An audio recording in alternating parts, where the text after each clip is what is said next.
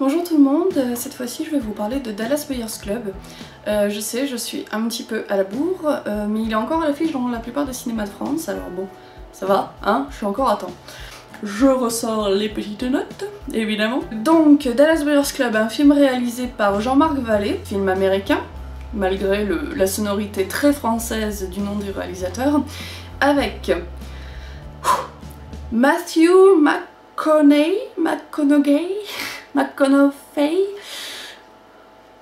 je sais pas comment on doit prononcer ça, voilà, je suis très nulle en prononciation de nom. On va l'appeler Matthew, hein. Matthew pour les intimes, c'est très bien, on va se contenter de ça parce que c'est compliqué tout ça. Avec Jared Leto et Jennifer Garner, bien sûr, pour les plus connus. Alors, c'est un film qui n'a pas eu énormément de budget. 5 millions de budget pour un film américain, c'est vraiment dérisoire. Donc c'est un film qu'on peut considérer comme un petit film. Donc ce film, qu'est-ce que ça raconte? C'est l'histoire de Ron, un mec misogyne, macho, très homophobe, qui gagne sa vie en faisant du rodéo, qui couche, attire l'arigot, etc. Donc vraiment un bon vivant, mais aussi un bon gros con, parce que c'est un mec qui a des idéologies... Voilà, vraiment très limite. Un jour, il s'évanouit et se réveille à l'hôpital où on lui apprend qu'il a le virus du sida. Donc cette histoire se situe dans les années 70-80, au début en fait où le sida commençait vraiment à faire beaucoup parler de lui et où il faisait des ravages, surtout dans les communautés gays. Donc évidemment Ron va se dire oh mon dieu, tout le monde va me prendre pour un PD, tout le monde va penser que j'ai couché avec un mec, etc. Donc pour lui c'est vraiment la maladie du déshonneur. Et il va se rendre compte qu'aux États-Unis il n'y a absolument aucun médicament pour soigner le sida. Donc, qu'est-ce qu'il va faire? Il va partir au Mexique, où les médicaments non autorisés aux États-Unis sont autorisés. Et de là, il va créer un trafic de médicaments et ouvrir une société qui s'appelle Dallas Buyers Club, où les malades du sida pourront venir acheter des médicaments. Évidemment, c'est plus complexe que ça, je schématise pour ne pas spoiler. Donc c'est une histoire tirée d'une histoire vraie. Le film est bon, hein, c'est un excellent film, mais il n'est pas exempt de défauts. Rien n'est parfait dans le monde, évidemment. Faut pas se voiler la face, et je pense qu'on peut apprécier un film, bien évidemment, pour ses défauts et pour ses qualités. Donc là, le principal défaut du film, je pense que c'est parce qu'il est très manichéen. C'est-à-dire que Ron passe du stéréotype vraiment du connard, du trouduc qu'on n'a absolument pas envie d'aimer, à limite l'incarnation d'un archange, quoi. Même si la progression entre ces deux extrêmes se fait plutôt bien, même si on y croit, même si c'est très crédible, ça reste extrêmement manichéen. Ceci dit, le personnage de Ron n'en demeure que plus intéressant, puisque justement on suit la progression d'un archétype à un autre archétype, et je trouve que cette progression est extrêmement bien faite et se fait de manière tout à fait naturelle et très bien travaillée. Donc ça c'est plutôt intéressant à voir, notamment par le biais de sa relation avec Rayon. Donc Rayon c'est un... Pardon. Rayon, c'est un jeune transsexuel en fait, joué par Jared Leto, le fameux, le voilà. Je rappelle, l'extrêmement homophobe Ron, etc. va le rencontrer un soir alors qu'il est à l'hôpital après qu'il se soit évanoui. Et en fait, Rayon étant une personne extrêmement attachante qui au final assume en fait d'avoir des remarques sur son homosexualité. Il accepte de voir en Ron son humanité au-delà des invectives qu'il lui fait. Pour Ron, Rayon est le moyen d'agrandir son cercle, puisque Rayon connaît les réseaux d'homosexuels, donc c'est le moyen de faire du business, quoi, d'augmenter la clientèle. Donc voilà, mais au fur et à mesure, évidemment, ils vont se lier d'amitié. Rayon va beaucoup influencer Ron et beaucoup le transformer. Donc voilà, c'est une belle histoire d'amitié aussi. Alors ce qui m'a dérangée aussi, c'est que j'ai trouvé que le personnage de Jennifer Garner, donc qui joue une des doctoresses à l'hôpital, était trop effacée. Enfin, ce que je veux dire est peut-être un peu méchant, mais qu'elle faisait un peu personnage féminin fait pour rajouter un personnage féminin à l'histoire. Voilà, je sais pas trop si vous comprenez, mais je trouvais que son personnage en soi n'avait été fade en fait. C'est pas un personnage qui prend de grandes décisions, c'est pas un personnage qui change le cours des choses, c'est pas un personnage qui est hyper intéressant sur un point de vue psychologique. Ils auraient pu s'en passer, ou alors ils auraient pu faire en sorte que ce soit un personnage intéressant, c'est-à-dire complexifier sa relation avec Ron, faire en sorte qu'elle prenne des décisions pour appuyer Ron, mais beaucoup plus tôt, beaucoup plus... Parce qu'elle le fait plus ou moins à un moment, mais elle le fait de manière tellement peu appuyée, puis tellement tard, et qu'elle le fasse plus tôt, qu'elle le fasse de manière plus poussée. Là au final c'est juste la doctoresse larmoyante qui est toujours comme ça, un peu avec les larmes aux yeux, etc. et qui annonce à Ron qu'il va pas bien et qui voit bien que Ron vit mal sa maladie et tout. Donc si vous entendez du bruit, c'est mes voisins qui rentrent. Je pense qu'ils auraient pu vraiment s'en passer, ou alors vraiment l'exploiter pour en faire un vrai personnage à part entière qui soit vraiment intéressant. Mais là on est trop entre deux, et c'est un personnage qui au final n'a pas vraiment de consistance. Je trouve qu'elle est très fade et c'est vraiment dommage. Ce film est aussi atteint du fameux syndrome de la caméra portée à l'épaule et donc qui a tendance à avoir des cadres qui bougent. Et parfois c'est gênant. Je me rappelle notamment d'un plan vers la fin quand Ron rentre d'un procès où il y a tout le monde qui applaudit, etc. Et le fait que le cadre bouge en plus de tous les mouvements des gens qui applaudissent et tout, c'est... Oui, c'est des choses où j'aurais préféré avoir un cadre vraiment bien posé, bien léché, plutôt que de... Le tremblement est pas non plus énorme, hein, c'est pas quelque chose comme ça qui fait... c'est pas Mr Bean en vacances qui filme avec ses zooms, là, c'est des zooms. Non, c'est pas non plus de cet ordre-là, mais il y a quand même un tremblement par moment, et moi ça m'a gêné. Voilà. Ceci étant, à côté de ça, l'histoire en soi, enfin je veux dire le sujet de l'histoire en soi, le sida, comment ça arrive, comment ça a évolué, c'était vraiment le début du sida, le fait qu'on n'ait pas de médicaments, les sociétés qui autorisent les médicaments, on voit aussi tous les travers, c'est-à-dire le fait qu'ils veulent se faire des thunes, les médicaments autorisés, les médicaments non autorisés, c'est vraiment hyper passionnant en fait. Le scénario, au-delà de ça, fait en sorte de le rendre encore plus palpitant parce que c'est présenté comme un peu un... comment on pourrait dire, un one man standing. En fait c'est vraiment Ron contre le système, Ron contre la société. Alors ça fait un peu toujours l'apologie du mythe du super-héros que les Américains aiment beaucoup entretenir, c'est-à-dire l'espèce de mec qui va à lui seul contrer tout un pays, tout un continent, etc. Oui, on est dans ce mythe-là, on est dans cette caricature-là, dans cette figure-là, dans cette posture-là. En même temps, c'est assumé, donc déjà, il n'y a rien à dire là-dessus. Et en même temps, ça fonctionne plutôt bien parce que c'est très bien amené, c'est très bien fait, c'est crédible. En plus, le personnage de Ron est vraiment la personne qui sous-tend tout le film. Donc évidemment, déjà, il est joué avec brio, enfin je veux dire Matthew, notre copain Matthew, il est vraiment super. Et en plus son personnage est intéressant parce qu'il y a des moments où il est vraiment posté pour être une caricature, pour être la caricature de l'américain texan, moyen, misogyne, enfin voilà, tout ce que je vous avais dit. Il y a des moments où il est vraiment posté dans la caricature du super-héros, du one-man standing, etc.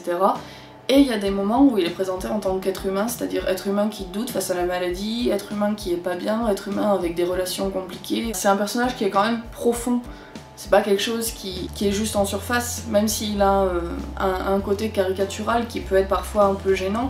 Comme je l'ai expliqué, ça fait partie peut-être de ce qu'on peut trouver comme défaut du film.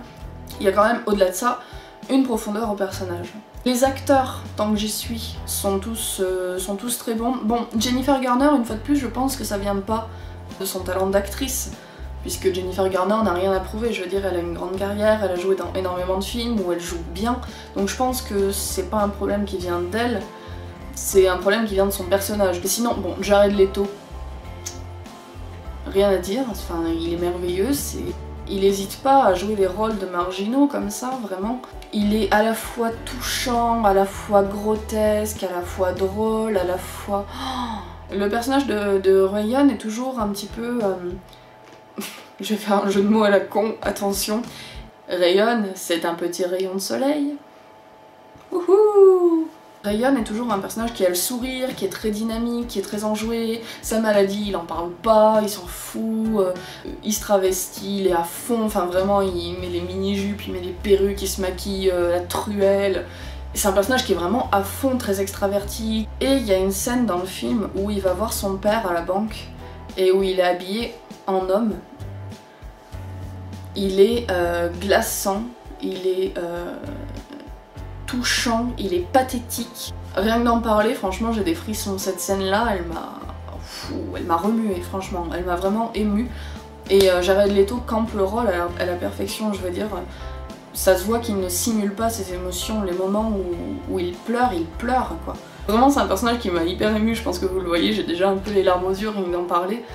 Il y a quelque chose qui est aussi, puisque je suis un peu dans le registre voilà, de la tristesse et tout, quelque chose qui est très dur dans ce film, mais très dur dans ce que je pourrais appeler le bon sens du terme. Et je m'explique vis-à-vis du bon sens du terme du mot dur. J'aime beaucoup les films qui me procurent de grandes émotions, qui m'émeuvent. Et quand un film est dur, quand un film est choquant, quand un film est bam, brutal comme ça, voilà, ça me touche. Le côté très dur du film vient du fait qu'on sait que tous ces personnages auxquels on s'attache, puisqu'ils ont le sida, ils sont condamnés. On sait qu'on regarde des gens qui sont condamnés à mort. On sait qu'on va les perdre. Et ça, c'est... Parfois c'est dur parce que on les adore. Même Ron, qui est un gros con égoïste, qui évolue certes, mais même Ron, on s'y attache et on sait qu'ils vont crever. On sait qu'il n'y a pas d'issue heureuse à ce film. C'est dur. Ceci dit, le film n'est absolument pas axé sur quelque chose de pathétique, c'est pas un tir à l'arme, au contraire. Et je pense que c'est même là le point fort, le point d'orgue, le point magistral, le meilleur point du film, c'est que c'est un film drôle. Les personnages, on sent leur moment de faiblesse, on sent leur moment où ils vont pas bien. Ryan, quand il craque, Ron, quand il craque, et c'est affreux. Oui, mais on est ému parce que c'est injuste et parce que la situation est émouvante. On n'est pas ému parce que le film, si vous voulez, prend la corde du pathos et l'étire à 3 km comme un chewing-gum. Absolument pas, c'est un film qui est drôle. Ron est un personnage qui est drôle, qui aime la vie, qui croque la vie, qui fait des blagues tout le temps, qui emmerde tout le monde. Et en plus Ryan aussi à côté de ça, qui est un personnage qui est plein de vie, etc. Ça fait que c'est un film qui est drôle. Donc ça, je trouve que c'est très très très très fort sur un... Enfin, moi j'apprécie vraiment en fait les gens qui sur un sujet grave ou triste ou sérieux comme ça, etc. arrivent à nous faire rire. Et enfin, ce que je dirais sur ce film, c'est que c'est vraiment une ode à la vie. C'est incroyable, ce film, c'est une pépite, c'est une ode à se battre, toujours se battre. Ron, il ne lui restait que 30 jours à vivre. Et ben en 30 jours, il s'est pas laissé abattre, en 30 jours, il s'est bougé le cul, il a réussi à vivre, il me semble, 8 ans de plus. Il s'est bougé pour faire changer les choses, pour que les médicaments illégaux soient reconnus. C'est une ode vraiment à se bouger, à jamais se laisser abattre par les choses, à toujours rebondir. La portée du message de ce film, je pense qu'elle est assez universelle et elle est surtout très très belle. C'est un film qui dégage vraiment de très très bonnes ondes. Oui, à la fin, puisque c'est une tranche de vie, oui, à la fin, Ron meurt. Oui, on est triste, on l'adorait, on l'aimait beaucoup. Oui, Ryan, à un moment du film, meurt. C'est tragique, c'est déchirant, oui. Et en même temps, ça fait partie de la vie. Et en même temps, c'est pas le genre de choses qui doivent nous abattre. Et en même temps, on doit continuer à aller de l'avant. Et en même temps, même si on doit mourir demain, bah, il faut continuer à vivre, il faut continuer à se battre.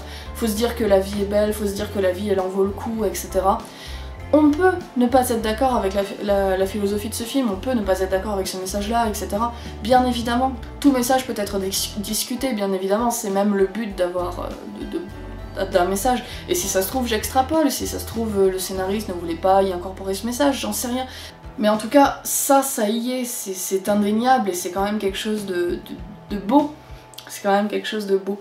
Quelque chose que j'ai oublié de dire au niveau des défauts, c'est qu'au niveau de la mise en scène, le film utilisait un décompte, enfin la date, voilà, à peu près à chaque ouverture de scène, si vous voulez, de manière régulière. Et au bout d'un moment dans le film, ça disparaît, vers le milieu du film, on n'en a plus. Donc voilà, et ça revient à la fin du film, au moment à peu près de la mort de Ron. Pourquoi ça disparaît? Pourquoi ça revient? Pourquoi? Donc ça, je trouvais ça assez maladroit en fait de l'avoir fait disparaître comme ça. C'était un petit peu comme s'ils n'avaient pas assumé ce truc de mise en scène jusqu'au bout. Voilà, mais ceci dit, c'est parce que je suis chiante, c'est parce que je suis pointilleuse, mais oui, certes, ce défaut existe quand même, et donc je tenais à le signaler. Alors ensuite, au niveau de la fin, puisque vous savez que je suis très très pointilleuse sur les fins de films, notamment sur les films que je trouve beaux, quand ils ont un très grand développement, etc., j'aime bien que les fins soient en apothéose. La fin n'est pas une apothéose, j'ai été un peu déçue par la fin, je dois bien l'avouer. En même temps, je vois pas trop comment ils auraient pu finir autrement. Parce que c'est vrai que c'est compliqué dès l'instant où on fait un biopic, donc une tranche de vie de quelqu'un, de pas tomber dans quelque chose comme ça d'hyper narratif. Mais c'est vrai que j'aurais peut-être apprécié quelque chose d'autre, mais je ne sais pas quoi, en même temps j'ai pas mieux à proposer, donc voilà. La fin n'est pas une apothéose, mais c'est pas une mauvaise fin non plus, c'est pas quelque chose qui gâche le plaisir qu'on a eu auparavant, et c'est déjà pas mal, hein. Dallas Buyers Club, si vous ne l'avez pas encore vu, je vous incite vraiment à aller le voir, parce que c'est un film qui vaut vraiment le coup. Et je pense que c'est même un film qui, sous sa forme un peu comique, sous sa forme un peu plus légère, sur la manière dont il est fait, pourrait même plaire à ceux dont le genre biopic, un peu drame, je pense que c'est justement un film qui pourrait vous plaire quand même. Et allez-y, vite, vite, vite, dépêchez-vous avant que les salles de cinéma arrêtent de le diffuser. C'est un film qui vaut vraiment, vraiment le coup, qui est campé par des acteurs exceptionnels, le scénario est super, très très très intéressant. Le ton du film est vraiment au top, la mise en scène est bien, c'est léché, c'est fouillé, y a rien à dire, c'est profond, le message passé est sublime. Vraiment, je suis vraiment enthousiaste envers ce film et j'espère vous donner envie d'aller le voir. Regardez ce film, c'est un bon film. Voilà, je fais de la propagande, c'est génial. Je ne sais pas comment finir cette vidéo, je ne sais pas. Charlie, aide-moi. Salut!